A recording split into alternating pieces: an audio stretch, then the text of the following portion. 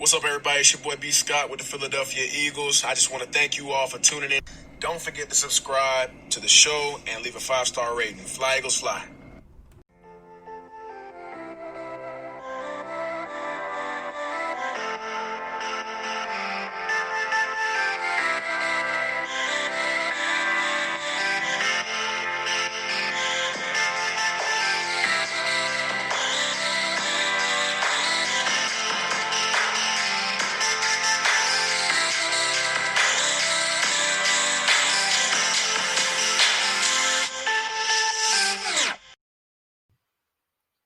All right, thanks for tuning in to Eagles Brawl of the Brawl Network. However you are listening, iHeartRadio, Spotify, Apple Podcasts, Stitcher, YouTube, or any other podcast platform you use, we greatly appreciate it.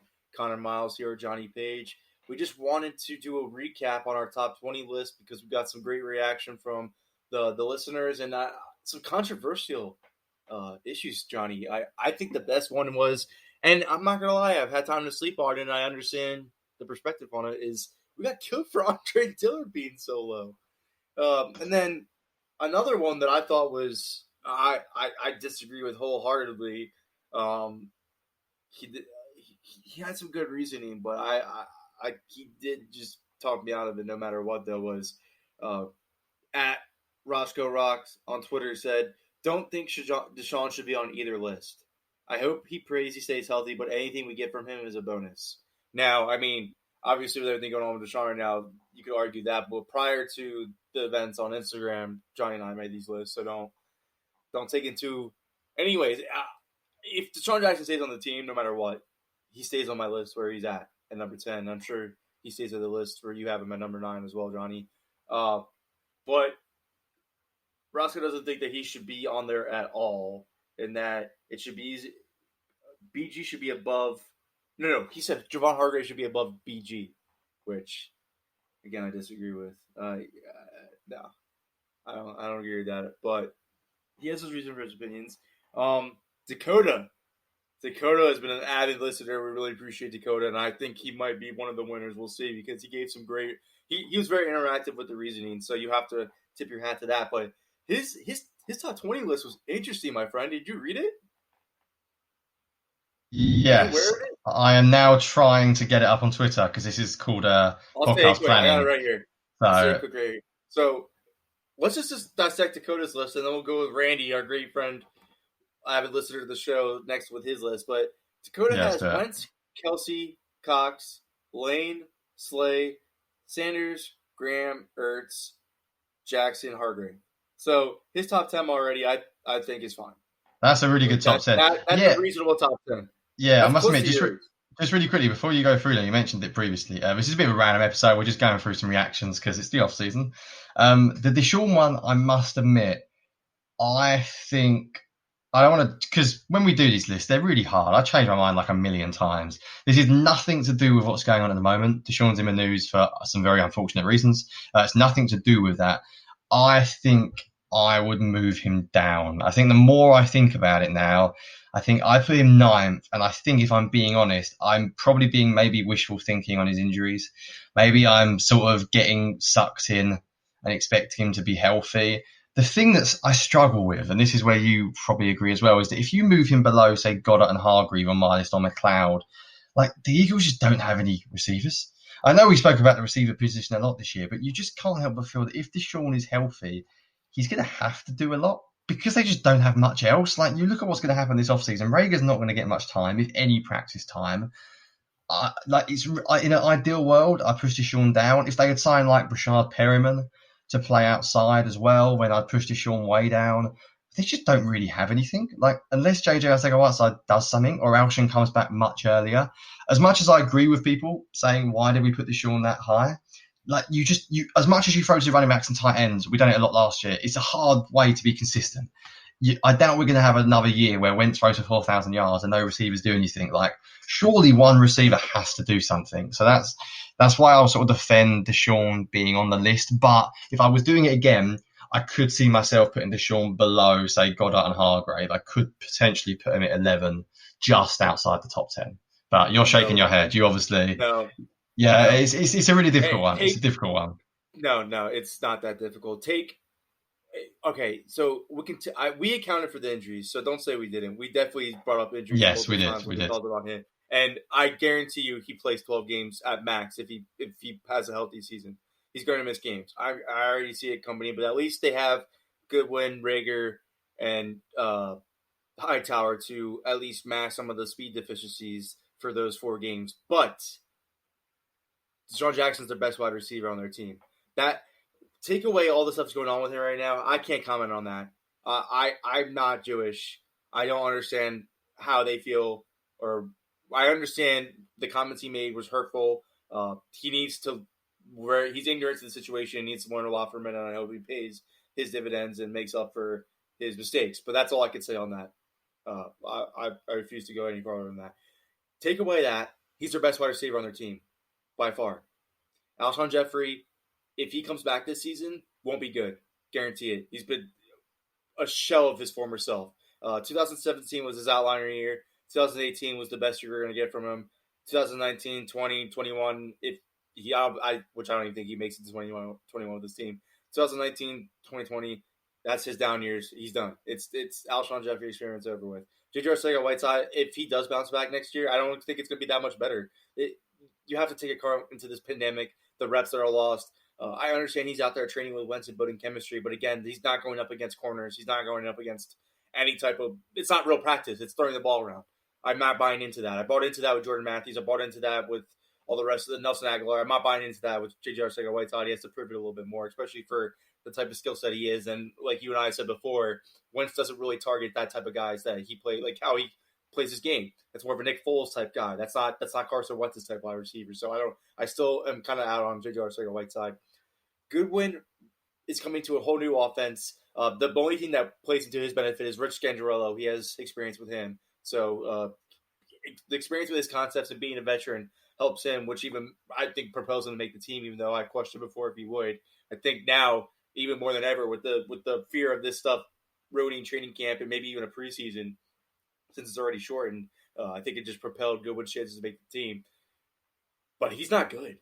He's a very below average wide receiver. He's just speed. He's a one trick pony. I don't think the Eagles are going to maximize his skill set. This isn't like a wide receiver factory. This is a quarterback factory. But anyways, of course, you cannot, and like you and I have said, we cannot count on Rager in his rookie year. He brings a dynamic play making skill set, but the Eagles need to count on 2 wide receivers, not just one. And to put so much on a rookie's plate is what they just did with J.J. Arcega-Whiteside. That's what they just did with Nelson Aguilar. It doesn't work.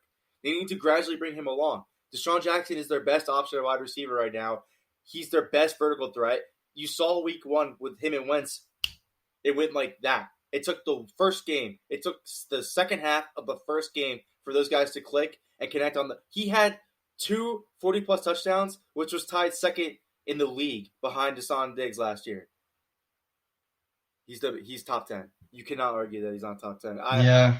If you want to sit on the injuries, that's fine because again, he could be lost to injuries. But if DeSean Jackson, I'm not talking about being completely. No.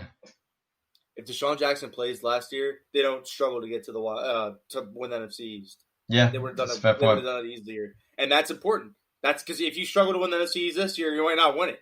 Yeah. So DeSean Jackson is the most important wide receiver on this team. You take him off the team, the wide receiver picture is not that much different than it was last year because you're counting again. You're putting too much on our rookie's plate, which you just did with J.J. Arcega-Whiteside. You have J.J. Arcega-Whiteside and Nelson Aguilar situation where you're asking him to do a lot, where he can't do a lot. DeSean Jackson is the top one, easily in the top 10. I'm sorry. He has to be. I think if he's not, then we're in trouble. Have we got anything else? Any other lists we get sent that were? So let's go over Dakota's list real quick because I thought. Yes, you've done the top 10. Top 10's good. Yep, I'm happy with that. Slightly different order. 11 and 20 is he has Roddy McLeod, which I had McLeod even above DeSean Jackson, by the way, because you said that. Yeah. I just want to make it clear that McLeod was above DeSean Jackson. Yeah, we know you like McLeod. He has Roddy McLeod, which is right. Boston Scott at 12. Okay, so here I want to say something about Boston Scott real quick because I did some digging around the league to see if the Eagles are really serious about sticking with one running back. I actually have a friend that works for Niner Nation, of SB Nation, and he told me that the Eagles tried to trade for Matt Breida.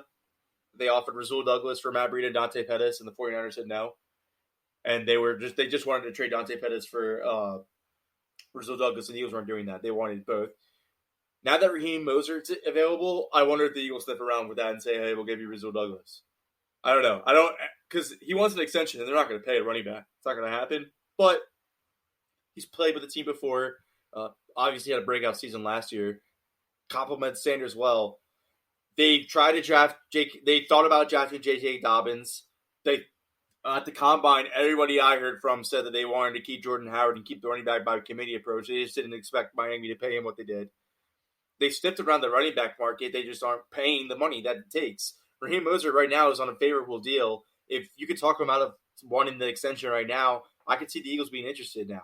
So is this a way of you saying Boston Scott should not be, in your opinion, Boston Scott shouldn't be 12? We talked about it that he's one of the players that could be the top 20, because I still think even if you get another running back, Darren Sproles' role is still real and Boston Scott fills it well. But if you get another running back, that still eats into his snaps because you're not going to use Sproles' roles as much. So that you have to take Boston Scott. I think he's not 12. He's not 12. Boston Scott's a really interesting player.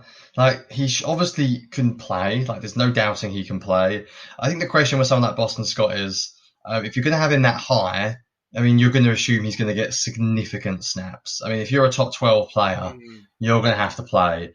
And you're not taking Myles Sanders off the field consistently to give Boston Scott his snaps. No. The Eagles haven't been much of a dual running back offense. I mean, we don't really use many snaps with two running backs on the field at the same time. We have at times, but it's not a big part of the offense. The more I start to think about it, I really do think Sanders is going to have a really big role this year. There's been a lot of debate about him. I do not see Boston Scott stealing enough snaps to be anywhere near that important. And to be honest, you know how I feel about Corey Clement. If Corey Clement's healthy, is Boston Scott significantly better having a healthy Corey Clement? If Boston Scott was to go down, would the Eagles offense struggle anymore? I don't think so. So I'm not, as much as I like Boston Scott, I think he's a good player. I like him. He's fine. I would not have him anywhere near the top 15. You can make an argument for bottom half. I personally would not have him anywhere near the top 15. As I said, to be honest, he wasn't even on my just missed. He'd probably be around like 23-ish for me. Corey Clement has to prove to me that he's not lighting in a bottle anymore. Yeah, he's like that, because I think that they're going to ride Boston Scott's momentum, and if he struggles like Corey Clement did coming out of the gate for his second year in the system, then yes, I could see more opportunities. I think Corey Clement's just health. Corey Clement's just health. It is just health. It is, but I saw that Tampa Bay game in 2018. I can't get out of my head. He was hitting holes he just couldn't see him. He just got swallowed up immediately, and I can't get that game out of my head because I was there and I saw it in person. So, again, I like Corey Clement though. I think I'm perfectly fine with Myles Sanders, Boston Scott, Corey Clement. Like, go ahead, and then maybe Adrian Killings because he can be a kick returner because they like to keep a lot of running backs. Boston Scott, you can argue at 20. You can't argue at 20. I'm sorry, Dakota. I love you, but not 12, buddy. Yeah, maybe Coleman, he has a 13. You have to have way above Boston Scott. I like that. Dallas Goedert, 14. You have to have a way above Boston Scott. But again, good pick. Barnett, I like this pick still because I don't know if they bring back Freddie Curry anymore. The more I talk about it and say, hey, they can go into camp and see. This not going to be a camp. Yeah. So Jannard Avery looks good. That footwork athletic guy on Twitter that posts all the Eagles videos when he works with these guys. I think he's an Eagles coach at this point. Yeah, he basically is. But Jannard, they look like – so the things that he's practicing with Jannard Avery, to me, though, looks like they want their defensive end to drop back and be Sam. So that's why I'm starting to think, whoa, Jannard Avery might actually have a role in this team because you have a defensive end that can drop back in coverage. I don't think you have that in Barnett. I don't think you have that in obviously not Graham. They've actually tried doing it with Barnett occasionally. They have dropped Barnett. I know. Not very often, but I don't like it. It has been done. It has been done. He's not that agile. Yeah. Avery is. So that's what I'm thinking. Maybe they're thinking we need to get Jannard Avery stats because we want to do that more with our defensive end this year. And maybe blitz a linebacker like, say, a Jatavius Brown off that. I don't know. It'd be interesting. So the reason why I think Barnett needs to be big, though, is because if they do play Jannard Avery, he's not the pass rusher that Josh Sweat is. And Josh Sweat's not the pass rusher that Chris Long or Michael Bennett is. So you're asking, or Vinny Curry is even at this point. So you're asking a lot of him to be that third productive pass rush guy. Barnett needs to step up and have that breakout season finally. So yes, I think Barnett has to make this list no matter what. He has him at 15. He has Will Parks at 16. Will Parks, with the deficiency at linebacker, if you don't believe in Nate Gary, which I completely understand, and you think that Will Parks is going to play a ton of dime linebacker snaps this year, and that's what the Eagles roll with mostly, okay, I guess I can get him making this list. But for me, no. So he has Kayvon Wallace at 17, which and he puts on the thing. He makes a list, and the last reason it says Kayvon Wallace is going to be a steal of the draft.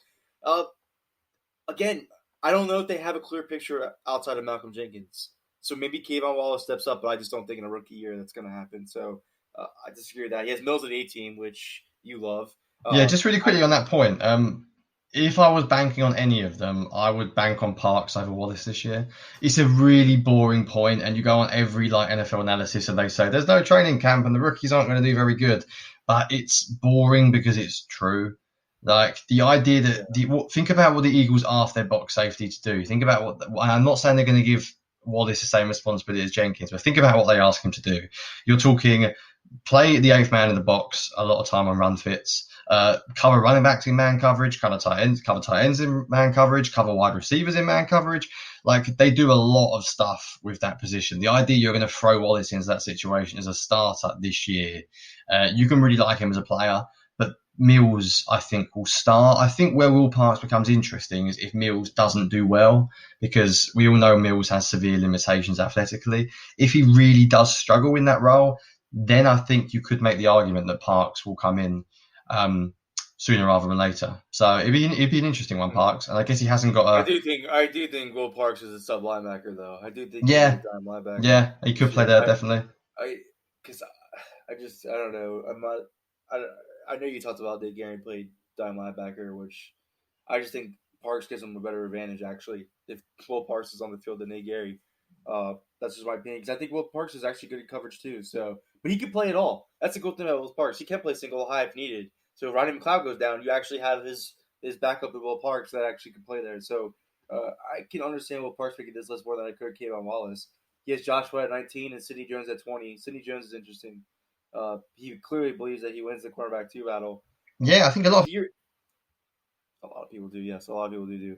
To your point, though, that you said, I think you're right about this rookie thing, and I think a lot of people on Twitter that I noticed don't agree.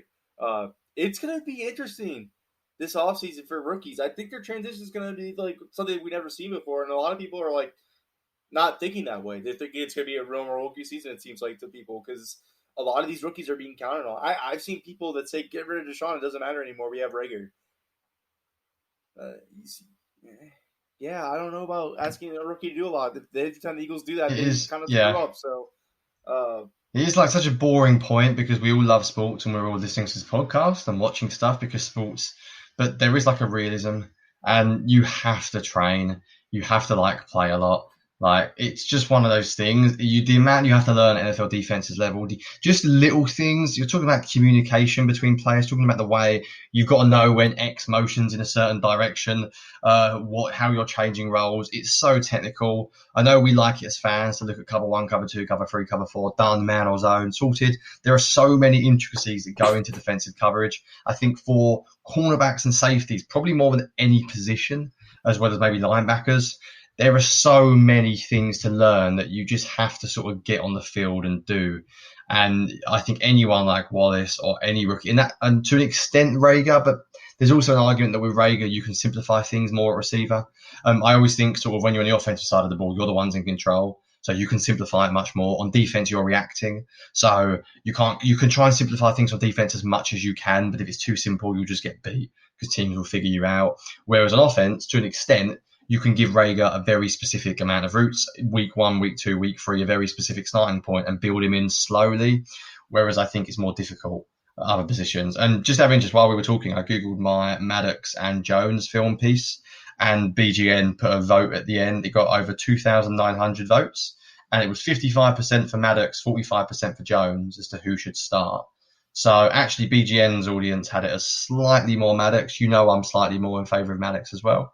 So yeah, personally, I would have Maddox at the end of this list if I was going to have a cornerback too, but I actually didn't put either Maddox or Jones on my list. I want Jones to start based off potential, but I know Maddox will based off of Jim Schwartz's love for him. Yeah, also because Jones just isn't really, people want him to be college Sidney Jones, and we haven't seen that yet. I do want him to be college Sidney Jones, Johnny. That's my. And there are also people who just look at numbers too much, and they see his numbers last year and go, "Wow!" And then you watch it, and you see guys running past him 4 or 5 occasions. I think we've mocked it on here before too, because they pull up his numbers for the Dallas game and the Giants game, and I'm like, look at his snap count though. Like, they didn't even play him that much. Like, he made those great plays against Gallup. He played 5 snaps that game. He had the great time against the Giants. He played 50% of the defensive snaps. Like, the Eagles don't. He performs well sparingly, and the Eagles only trust him to use him sparingly. I don't know if that changes much this year with this competition, but the only reason why I hope it does is, again, the quarterback 2 faces the inferior wide receiver no matter what. Dramatic size worries me at the end of the day. I think Jones has a better vertical. But on that note, before we break down some other reactions, we had a lot of Darius Slay love, didn't we? So I was had a lot of comments at Slay early. Yeah, so one thing about Randy's list, I'm just going to keep pretty much had everybody we had except for 2 people. He had Kelsey number 1 over Wentz. I thought that was interesting. He did on Randy's, didn't he? He did on Randy's. Randy. Yeah. And then he put Sayamalu at 5, which 5 I think is high, but to put Sayamalu in the top 10, I can kind of agree with. If you truly believe the team doesn't bring back Jason Peters, which I don't. I think they do. So yeah. If anyone who doesn't know what we're talking about, by the way, it's Randy. What's his name? Des Moines. I can't pronounce that. Is that Randy from Des Moines? Des Moines. There we go. It's in Iowa. I'm sounding French. This is the British person in me. Me and Randy go back years on Twitter. He had a different Twitter account. Randy Jobless. Yes, Randy Jobless. He is the man. Anyone that's followed Eagles Twitter for years. I like looking at different lists. I mean, you know me. I'm a Sayamalu fan. Like, would I put him 5? Sorry, Randy, no. Would I put Kelsey over Wentz? No. But I can see the logic. It's quite interesting seeing someone put him that high. Who else did Randy have? I did have his list up in front of me, and now I've completely lost it. What was it? Kelsey Wentz, Lane Slay, Sayamalu, Graham, Cox, Goddard, McLeod, Deshaun. It's interesting. And say what's interesting as well is the more you read these lists, you get an idea about fan reaction. No one has Fletcher Cox top 2 or 3. In fact, I would say it's quite common knowledge. I think you're probably right, to be honest. But it's interesting about how fan reaction changes. I'm going to pull we had this guest who's done a ton of work around the league on the show named Mike Kay, and go back to a great phrase he said. A lot of people underrate what the defense did in 2017. You take Fletcher Cox off that team, they do not win a Super Bowl, and I will tell you right now, they do not make the playoffs without Fletcher Cox. I don't understand. His impact is being shadowed by the fact that he's being triple teamed by the offensive line because the interior of the Eagles line has been weak the last 2 years because of injuries. If they finally get defensive, that's why I love that some people have focused on. I've noticed so many people have focused on Javon Hargrave. I love it's the same reason that we always said. If they get the defensive tackle 2 position right this year, and Willie Jackson becomes a vital rotational piece to interior defensive line, and Fletcher Cox can breathe and not have matchups disadvantages to him, you're looking at an all-pro talent. Yeah. Fletcher Cox isn't Reggie White, but he's a tier below him. We need to understand that Fletcher Cox is a generational talent that the Eagles inherited through the draft. They finally got one of their first-round picks right. They got one of the best players that could ever draft in the first round in the history of the franchise, Fletcher Cox. I don't understand why he's not in a lot of people's top at least 3. I think the argument is it's not about Cox. I think if you were to talk to a lot of people that have had him lower, I think their argument would be the cornerbacks aren't very good, so Slay has to be higher. We're in an offense-first league, so you put offensive linemen first because they're important to us with no receivers. And also, I think narrative around the team, and I don't agree with this narrative around the team is that the defensive line is freaking awesome. And if that's your narrative, then I think that Cox is less important because you've got better players. I would actually argue the defensive ends are carried a bit by Fletcher Cox in the middle. I mean, if you watch Eagles game and you break it down, Derek Barnett never gets double teamed. I mean, there's not many edge rushers who face less I would imagine anyway. I'm not going to lie and say I watch I've everything seen in this Fletcher Russian Cox league. get triple team. Yes, he gets very, very little double coverage, Barnett. He gets very little chips from running back. He gets very little tight end. Even Brandon Graham, who I love, doesn't face that much attention because they're always His size. covering in the middle. They're not going to double team Brandon Graham because of his size. I don't think the Eagles have a pass rusher on the edge good enough to beat a running back chipping as well as a tackle in time, to be completely honest. So, yeah, I think you can. I think I'm right. I think it's just interesting because a lot of people, if you were to ask people, I think on Twitter, who's the Eagles' best defensive player, I think 99% would say Cox, 90%. Yet, if you ask them to put this list together, I think a lot of people would drop Cox down. And let's be honest, I mean, I had him fifth. I had him as the second defensive player on my list. I put Slay one above it, and I justified that on the episode. You can go back to listen if you want to know why. But I think anywhere below Cox, personally, I think below people like Graham, Sayamalu, it shouldn't happen. What about the other thing that Randy had before we spend the episode on Cox? Because I want to say, I just you finish off, then I'll tell you what I was going to say. You take Cox off this team. I don't even care if it's Malik Jackson, Javon Hargrave in the middle, because that does sound good. It's not good enough for that Eagles defensive line. No, I agree. A horrible team without Fletcher Cox. I think, and I'll just end it at this. I think Fletcher Cox is the Eagles' best player still. So. Yeah, last thing I want to mention before we move on from Randy. Randy, I want to go into Anthony's because we pretty much touched on Randy's. Yeah, last one on Randy first though. Got it over Ertz. What do you think? I don't understand that. Any chance this year in your mind that Goddard becomes? Well, I number one tight end. No, if Les Agger gets hurt, but no. Yeah. I did say something actually on where I had Goddard on my top 20 that Randy might think as well. Maybe that's why he thinks this is very important, is that he leads the Eagles in touchdowns this year. Yeah, So I also think blocking, they might need a bit of help run blocking. Ertz gives us, Ertz has a reputation as a horrible run blocker. That's a very good point. Yeah, I do think this reputation about Ertz being a horrible run blocker is really unfair. Ertz is fine. Oh, he's got a lot better. Yeah, for a modern day tight end who catches 100 balls, he's fine. Yeah. Ertz is a decent he's run very blocker. good. He's a lot better now. And he also always gives effort. But what Anthony Dabana said about Anthony. I know our guy Anthony he was upset with us for not having Andre Dillard in our top 10. A fun story about Anthony. I believe I'm right. He's probably listening to this going, "You moron, you're totally wrong." He used to sort of edit. I used to write for a website called Inside the Eagles, which I think is still around. Yeah, he did. Yep. He used to edit. He was like my editor for a bit. So it's like being told off by a boss at work. I was getting crucified for my Andre Dillard take. Anthony, he's always very opinionated, Anthony, which I appreciate because, what's the point of having fun talking sports on Twitter if you're not opinionated? What were some of the things he said? But I know you've probably got in front of you. He did not agree with my take to have Andre Dillard down at 18. Well, so I'm going to justify my argument. Because I hate to crucify you here, my friend, but you kind of did contradict of what we made this list for, because your response right away was, I don't think Andre Dillard's that good. And I'm like, yes. And he's right, because what he said, and I said it too, and you said it as well, when we got into the Andre Dillard thing. And I literally, the only reason why I have Andre Dillard probably as low is because he's absolutely right. The left tackle is probably one of the most important positions on the Eagles. But absolutely. Is he good? Is he good? Because you can't be important if you're not good. I don't know. We don't know. You can't. I'll give you an example, right? From what he's shown us so far, no. And right. Yeah. I think he'd be better. Yes, I think this pandemic ruined it. But what my reasoning for putting him was so low is because I'm thinking, they bring Jason Peters back. If they bring Jason Peters back, where would I put him on my list? And I probably would put him where I had Andre Dillard, because I can consistency for Jason Peters but besides the injuries, I can expect. Right. So let's just really quickly.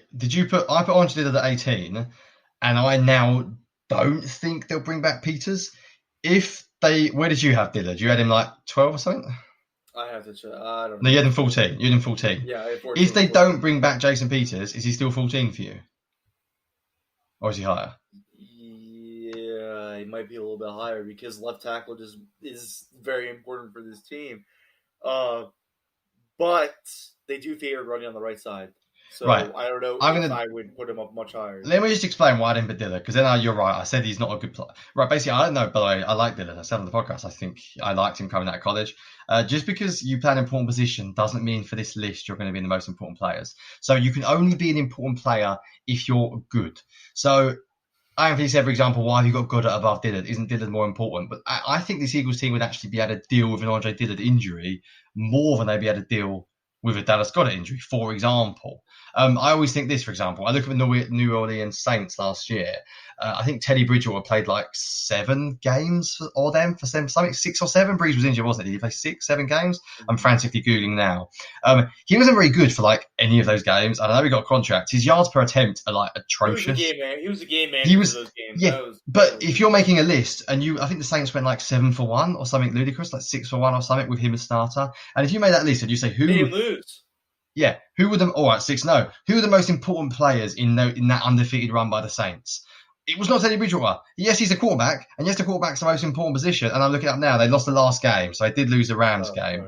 Right. I'm looking at those numbers now. His numbers are fine, but if you watch those games, like he was carried big time by a very good coaching scheme, which I mean, Sean Payton is unbelievably good at this stuff. Michael Thomas catches everything, and their running game was exceptional. He had games where his yards per attempt were like. And they beat the Cowboys 12-10. He went 23 for 30 for 193 yards, no TDs and interception. Why am I talking about Teddy Bridgewater? He took 5 sacks as well. My goodness, why did the Panthers pay that guy? But anyway, that's a completely unrelated conversation. My point being is that just because you play an important position doesn't mean you're the most important player. You have to actually be good. So that's my point. If you were to make a list of why did the Saints win 5-1 or 6-1 with Teddy last year, the quarterback wouldn't be number one because he wasn't that important to them. You know what? You could replace Teddy with a bunch of other guys, and the Saints would have done the same thing. I'm not convinced Andre Dillard next year is an above-average player, which means, yes, he's a left tackle, but it doesn't make him that important to the Eagles. You know what? If Jason Peters isn't signed and Andre Dillard goes down in training camp, they just sign Jason Peters. There's probably other left tackles out there. I mean, I'm not going to go on the Jordan Mailata train yet because we haven't seen him enough. But my point being is to be in my top 10, you've got to be really good. So like that's why I haven't Goddard there, because I think Goddard is really good, like really good. And I look at my list now, right? I had Andre Dillard behind Jalen Reagor and Nate Gerry. Yeah, I mean, yeah, okay. Maybe it's slightly too low. But looking at the other guys I had in below, I don't think he's going to be more important than Goddard, despite what Anthony said. I don't think he's going to be more important than Hargrave, than McLeod, than Sayamalu. Sayamalu is a better player than him. So to be honest, do I value left tackle that much more over left guard next year? Not really. They're both important positions. Arguably, you can help out your tackle more than your guard anyway. And to be honest, Sayamalu's not going to get much help from Kelsey next year because Kelsey's going to be helping out Pryor's side of the field a lot. So you could easily make an argument if you're going to say, yes, left tackle is more important than left guard. I mean, it is traditionally, but I'm also of the opinion that pressure up the middle is the most important thing anyway in the modern day NFL. I think quarterbacks get the ball out so quickly. Quarterbacks are so athletic. I think actually my point is a left guard is not that less important in my opinion anyway these days than a left tackle. So I'm not bumping Andre Dillard up in my top 10 just because he plays left tackle. That's not a reason for him to be, because to be important for a team, you've got to be good, right? So, and I'm not saying he's not good, I just haven't seen the proof yet. So I'm going to have him below people like Barnett, a starting defensive end, below people like Sayamalu, below McLeod, below Hargrave, below Goddard, below Deshaun. So maybe the earliest I'd put Dillard is 16. You could make a case I could put him above Gerry and Reagor and stick him at 16, and maybe 15 if I put him above Nickel Roby-Coleman. But Nickel Roby-Coleman's a starting cornerback who's very good. That is going to be important for the Eagles next year. So yeah, left tackles are important. Eagles have won games with Big V at left tackle. Big V's bad, right? Why? How do you win games? Well, you chip. You get a tight end to chip a lot. You get the ball out quicker. There are things you can do. The Eagles will play different. If Andre Dillard and Matt Pryor suck next year, and hopefully they don't, but if they do, the Eagles will be able to make things work. Doug is good enough to make things work. It's not ideal. But yeah, I'm not going to put someone in my top 10 just because they play left tackle. Otherwise, this list might as well just be quarterback, left tackle, defensive end, blah, blah, blah. It's not the way we wanted to do it. So I love you, Anthony. I like your points, but you're wrong. And I'm justifying my argument. Yeah, I'm keeping him at 14 no matter what, because I agree with you. Because another point is Dallas Goedert, like you said, is very great at blocking. So if he's going to help Andre Dillard out with blocking, then you would argue that that's why he's a little bit more important. But at the same time, I don't think they have the depth that they had in the past to replace Andre Dillard if Jason Peters doesn't sign. If Johnny Dillard goes down and Jason Peters is on this team, asking a rookie, Prince Tegawahu, who has knee issues, probably not going to happen. Jack Driscoll's a rookie, probably not going to happen either. I don't know who they would play there. Jordan Mailata, I mean, we've seen some good stuff in preseason from Jordan Mailata. But yeah. No. There'll be some free agent out there. There'll be some old guy who's like 34 who no one's signed yet. That's probably the offensive tackle is probably the hardest thing to find in free agency during the season, though. So no, I get it. He is important, But right, that's what I'm saying. That's why I keep him at 14. But Goddard's going to help him more out this season than anything. But if you take Goddard out, if he gets hurt, I don't think Josh Perkins could beat Dallas Goedert, but I think he could be a serviceable tight end too. You can't block that. Perkins can't. I mean, if you take Goddard out, this offense instantly becomes a free wide receiver offense, and they have free wide receivers. They only got two. This team needs to be a two tight end offense. It has to be. Yeah, you can't. This team has to run with Ertz and Goddard. They are so important. I appreciate Andy's opinions. I think you're right. I think if you made the list, what are the most important positions to a team? Then you can put left tackle in the top 10. Yeah. Definitely. With this team currently right now, no, I agree with you. I'm fine with Andre Dillard at 14. I can't put it in. It's also worth noting as well, we've been spoiled by brilliant offensive lines recently. Like, we've still got the best centre in the league, or top three, the best right tackle in the league, and an above average left guard. Like, a lot of offensive lines don't have that. That means that although you might one good player at the most, if that, you might have a weakness at right guard and left tackle, which is not ideal, but you can help. You can help yourself in that position. You can help it. I trust Jeff Stoutland more than anyone. Yeah, and you can get people into a rush. We can do more things. We can put more guys in motion to suspend, to sort of freeze defensive ends. There are things you can do as a team when you've got an elite centre and an elite right tackle that basically require no help. That means you can prioritise other positions on the offensive line. If we were below average like every position, then you're in big trouble. I think arguably having 3 stars and 2 stars is better than having 5 average guys, because actually 5 average guys is great in theory, but then when you come up against a really good defensive line, who the hell are you giving help to? The Eagles are in a pretty good spot where Lane, you do your thing. Kelsey, you do your thing. Sayamalu is fine by himself. They'll figure out what to do with the other 2. Leave a running back in, chip the left side. There are things you can do to overcome it. So yeah, that's why I had Andre Dillard down there. That's why. They could ask JJ Arcega-Whiteside to be a chip blocker since he doesn't like to play wide receiver anyways. Just to give him a role. If he's not injured, he might have a Riley Cooper was a really good blocking wide receiver too, JJ. Yeah. So if you want to have a role in Philly, that's you can do that for yourself. Bring back Josh Huff. That's what we really need.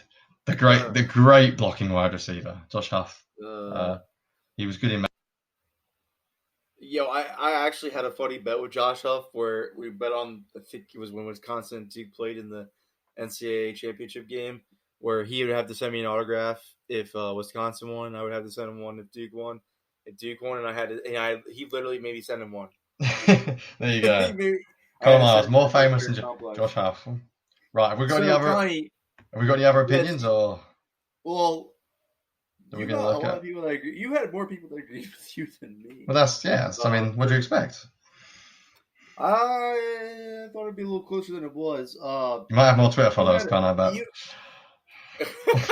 you had a big fan on Twitter though, big time Toddy Jam. Every time we put him on out, he was loving what you were saying. There you go, smart man. And he wrote why. So he made some good reasons. He said he thinks he agrees with you. The offense will be more important than the defense. I think that's where I got more votes. I think that's what's interesting. I think I clearly had offense higher. 2017, all over again. Everybody doesn't appreciate what the defensive front seven. We're an offensive league, Conor. Fantasy football, Madden. Yeah. We love our offense. And I also think I had Kel second and you had him third. And although that's a minor difference, I think people would love Jason Kels, man. Like, people would love him. And the fact that you put Fletcher Cox above him is seen as like weird when Fletcher Cox is probably the Eagles' best player. It's sort of funny, but people just love Kel. And what can I say? I'm a fan. Like, he gave the best speech ever after winning a Super Bowl. Like, people love him. So the fact I had Kelsey at 2, I think that just helped. I also think you had Graham above Lane Johnson, and I don't know if you disagree now, but come on, man, Lane Johnson. It's interchangeable. If Brandon Graham goes down, they're screwed too. So I think that's why I got more votes though. I think you're right. From looking at what people said, like the comments, I prioritized offense first, and I think most people would agree that although this defense should be better next year, I think it's going to be an offensive. If we want to win, we're going to have to score points. I think it's the same for any team. There's no team that has that good of a defense this year. Like in the modern day NFL, you got to score points. If you don't score points, you're in big trouble. So I think that's probably why I just about edged it. There we go. Good point. That's true. That's a good point. But defense wins championships. Yeah, that's what they used to Can't say. stop anybody. No, it's still a thing, man. Guess what the Chiefs did? I don't know. Jimmy G kind of missed that touchdown to Emmanuel Sanders. Yeah, this is a totally philosophical point. My opinion on defense is I'm happy to give up points if I make plays. And a lot when we speak about this, what's so interesting is a lot bit about how you see the NFL now. I see the NFL as you're always going to give up points pretty much every game against a good team. So can you make splash plays? Do you have players that can make splash plays? And by the way, that's an argument for putting Graham and Cox up there because, Graham made like the greatest splash play in Eagles history. He won the Super Bowl. he Tom Brady. Tom Brady he ruined Tom Brady's storybook ending. Yes. Tommy Brady always, in those games, poor Tom. In those drives, Tom Brady wins the Super Bowl every time. Brandon Graham ended it by himself. And then he gave up 500-something yards that game. Exactly what you're going off of. Yeah. Literally, they gave up a ton of points that game. They got battered, but they made a big play. Patrick Robertson played arguably the second biggest play of the offseason with the pick six. Not the offseason, one about postseason. That's the word. So, yeah, it's interesting. Depends how you view it. I do not believe defense wins championships. I think offense does. But I believe defense has a massive role to play. Mainly the way I view it now, and this will change because the NFL always changes. I believe, like, more than ever, a shutdown defense almost isn't enough. Just not giving up many yards. Championships, Dallas should be over there getting way more trophies than they're getting now. Their defense can't stop a nosebleed. Yeah, but they're a numbers offense though. They just put up ridiculous numbers, but the Dallas is a weird offense, man. They got way too much talent to be as inconsistent as they were last year on offense. Mm-hmm. Like they should. It's because their quarterback is average, but that's a. That's another topic. That's another topic for another. That's another topic for another day. Too many of these debates on with the Cowboys brawl. It'd be interesting actually. So what we should do? We should try and convince the other Brawl podcasts to do this for their teams. I'd be interested to know. Like, I'm guessing the Cowboys would put Dak at 1. Would Cowboys put Dak at 1? I'm guessing so. Unless they believe in who's their backup? Is their backup Cooper Rush still? Is it Kenny Dalton? Oh goodness, yes, I signed Andy Dalton. Oh, don't even put Dak in the top 10. Ginger Ninja is. They would all put Dak at 1 though. Yeah, they would. Some Cowboys have not the brightest chips. Let's end the episode with a question for everybody that's listening that they can answer too. Because I just want to hear what Eagles fans would say. Because I want to know what you would say now. Who would you put at number 1 for the Cowboys? If you would have put Dak then. You're asking me? Who would you put number 1? Yeah. Zeke. How about that? I'll put running back at 1. Bring the hate. Bring it. If it was Jason Garrett's offense, I would put Zeke at 1, but not. Yeah, true. Actually, the Cowboys run for Zeke. Like people might not want to admit. I don't know why we're getting Cowboys talk now, but it's not going to happen anymore, though. The offense runs for a running back. Like you can argue against it. They are loaded with heavy boxes. They get a ton of easy throws outside the numbers because that's the way teams play them. I can guarantee you, go and watch the Jim Schwartz meeting before the Eagles play Cowboys. They will repeatedly say, I can almost bet you, before they go out to play stop the run. We stop the run, we win. We stop the run. That is how I view the Cowboys. Like if you stop Zeke, you have a very good chance of winning. Whereas when you play the Eagles, people saying stop Wentz. Like stopping Sanders is a bonus, but Wentz can beat you. And I'm not saying Dak can't. I like Dak. He's a fine player. But I believe that the offense does not run through Dak Prescott. So if you Tony Pollard, great. Tony Pollard's a great player, like really exciting. He's not a 20 carry a game running back. Like the way some people talk about like the way people can play, being a foundational running back is a really hard thing in NFL. There's like 5 of them, 6 maybe, of guys that play 20 plus carries, touches, whatever you want to call it. There's not that many that do it well. And Zeke, when healthy, is elite. He's one of the very, very best at that. I agree. So, I just think you're talking in past tense with Dallas, though, because they don't have. Yeah, that may be true. Mike McCarthy's one of the worst running coaches in the league, and you don't. Quick slants all day long, baby. Quick slants all day. Slant flat for days, Cowboys. They're going to run a ton with Mike McCarthy. You don't pay Amari Cooper $20 million a year. You don't have Michael Gallup, who is one of the best up and coming wide receivers in the league. I think he's the best from his class, to be honest with you. Gallup is really good, man. Gallup he's is very really good. And then you invest a first round pick, a top 20 pick in CeeDee Lamb. They're going to throw the ball a ton this year. But I don't know if I would put Dak at 1. I think I would put Amari Cooper at 1 because when Amari Cooper's not on his game, or if he has a down game like he did against the Eagles, they lose. But when he's on his game, if you go back to see what the Dallas record has been since they traded for Amari Cooper, they haven't lost more than 6 games. Yeah, the splits are mad. The splits. Tell you what, this is a totally random point. We're finishing off talking Cowboys, but if he didn't play for the Cowboys, when the Cowboys drafted CeeDee Lamb, if let's say this is another team skill position, the Eagles should have been ringing the phone all day long to trade for Michael Gallup, man.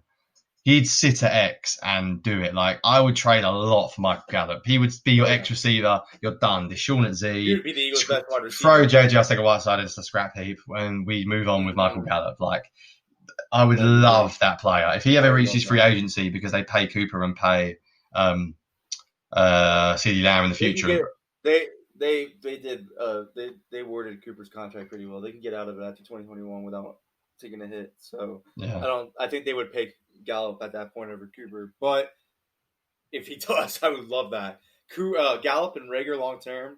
Oh, sign me up. That sounds amazing. That sounds amazing. Gallup would be the best wide receiver walking into the building day one in Philly. Yep. It's the truth. It's the truth. Go look up his numbers last year. Not even that. The year before, they asked him to be the wide receiver 1 before they traded for Cooper, and he just was a rookie and wasn't ready. That's the difference between the Cowboys and the Eagles. When the Cowboys can tell that their young wide receiver is struggling, they go get help and get more talent at wide receiver position. The Eagles, on the other hand, tell J.J. Arcega-Whiteside, dude, if you can't do this, we're gonna have to promote somebody from the practice squad. Come on. Yeah. I hate how the Eagles develop wide receivers. I think they won't have a problem with Jalen Reagor because he's a playmaker, and J.J. Arcega-Whiteside isn't. You have to play to his skill set. And, I mean, I don't know. We're just rambling now at the end of this episode. But we are totally rambling. Before we finish, just one final thing. If people do listen if you haven't listened to the old episodes, go and listen. I am probably going to write something about the top 20 for BGN.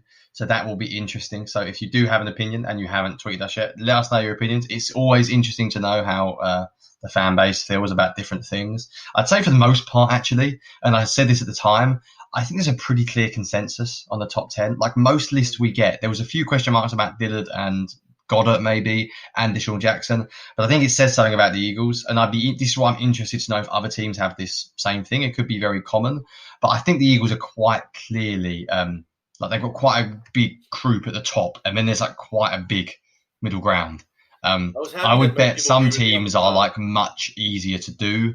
I think the Eagles have quite a few very good players. I'm not sure that many teams have as good players as Wentz, Kelsey, Johnson, Slay, Cox, and Graham. I think that's 6 extremely good players. But then I also think there are teams like the Saints where I reckon their 7 to 10 list is better. At the end of the day, in my top 10, I have a second tight end than Deshaun Jackson and a running back. I reckon there are some teams that will have more depth than the Eagles. So hopefully some other podcasts do this. I'm interested to see what other people come up with, because it gives you a good chance of breaking down the roster. It's a different way of breaking down the roster than just being so-and-so's good, so-and-so's bad. It's an interesting way. I think we've had quite a lot of interesting discussions, actually. It's been really fun. A lot of people agreed on the McLeod take. Yeah, you got some on that. And I get it. You brought me around to it. Fair play. I would definitely... I had him 12, man. People that I had him 20. I had him 12. What do you want me to do? I'm looking at it now I mean, because he's just the most...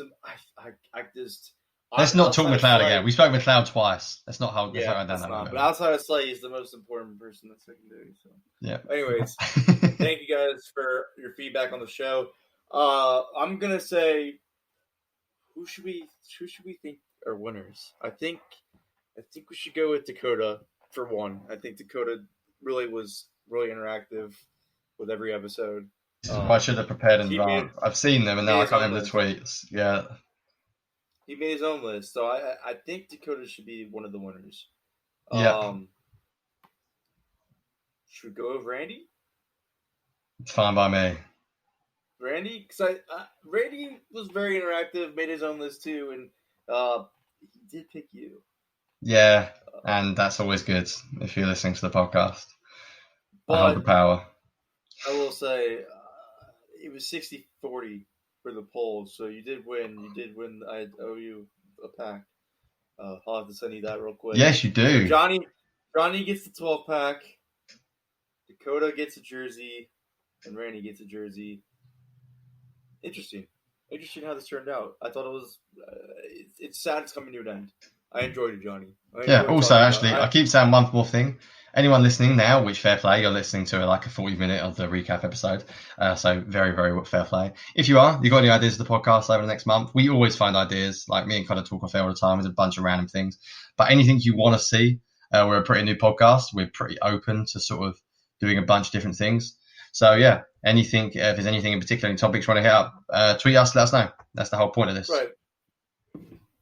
Let me end it with this.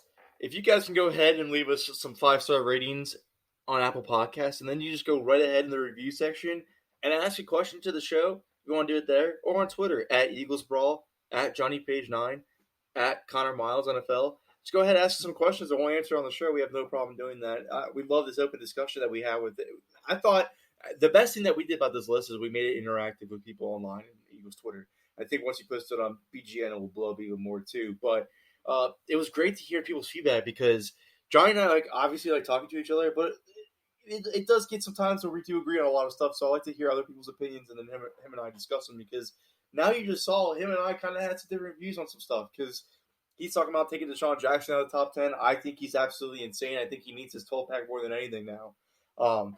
So I like the interaction. It helps the show out. So again, guys, reach out to us. Don't feel shy. We'll discuss it on the show, and your name will be mentioned. And we're everywhere. We're on iHeartRadio, Stitcher, YouTube, Apple Podcasts, Spotify. Literally any. I never even heard of Podbean, but apparently we're on there too. There's a lot of random things. We have our own SoundClouds. We're our own SoundCloud rappers. Go back 10 years. We're big time. Reach out to the show. We'll answer you guys' question on there. We love talking Eagles. Appreciate you guys tuning in. Again, 5-star ratings on Apple Podcasts are greatly appreciated. We're up to 29 right now for, a month and a week on there. I love it. Let's keep it going. We love the feedback we've been getting so far for the show. Surpassed 3K downloads. We're excited. Again, Dakota, Randy, congrats on the jerseys. Johnny, congrats on your 12-pack. Thank you, guys.